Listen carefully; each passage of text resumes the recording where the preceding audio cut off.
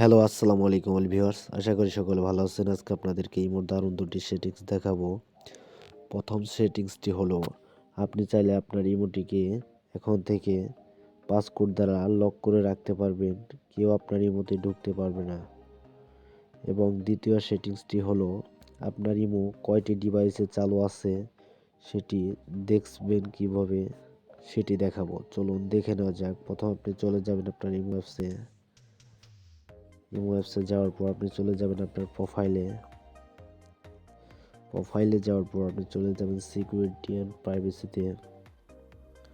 প্রাইভেসিতে click করার পর আপনি নিচের দিকে যাবেন। নিচের দিকে যাওয়ার পর দেখতে পাচ্ছেন যে সিকিউরিটি, এই সিকিউরিটিতে ক্লিক করবেন। এখানে পাসকোড লক, এটিকে ইনেবলে ক্লিক করবেন, ইনেবল করে দিবেন। ইনেবল করে দেওয়ার পর আপনাকে এখান থেকে যে কোনো 4টি ডিজিট দিতে হবে পাসকোড লক। আমি এখানে 4টি ডিজিট দিলাম। দেওয়ার পর রিএন্টার ইউর পাসকোড, আবারও ওই 4টি ডিজিট টাইপ করুন। আপনি দেখতে পাচ্ছেন সাকসেসফুল, আপনার পাসকোড লকটি হয়ে গেল। এখানে ডানে ক্লিক করেন। এখন এখানে দেখতে পাচ্ছেন যে অটো লক, আপনি যদি 1 মিনিট পর লক করতে চান তাহলে 1 মিনিট পর লক হয়ে যাবে অটো।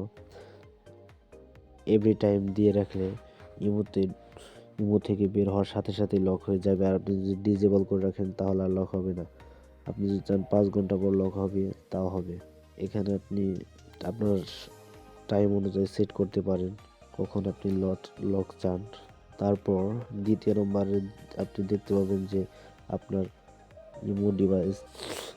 ইমো অ্যাপসটিতে দ্বিতীয় সেটিং দ্বারা আপনি এখানে দেখতে পাচ্ছেন ম্যানেজ ডিভাইস। আপনার ইমো আইডিটি কয়টা ডিভাইসে চালু আছে এখান থেকে দেখতে পাবেন। আপনি দেখতে পাচ্ছেন যে আমার ইমো অ্যাপসটি একটি ডিভাইসে চালু আছে, মাল্টিপল ডিভাইসেও আপনি চালু করতে পারেন। আশা করি সকলে বুঝতে পেরেছেন এই দুটি সেটিংস। প্লিজ আমার চ্যানেলটিকে সাবস্ক্রাইব করবেন এবং বেল বাটনটি প্রেস করে পাশেই থাকবেন। ধন্যবাদ সবাইকে। আসসালামু আলাইকুম।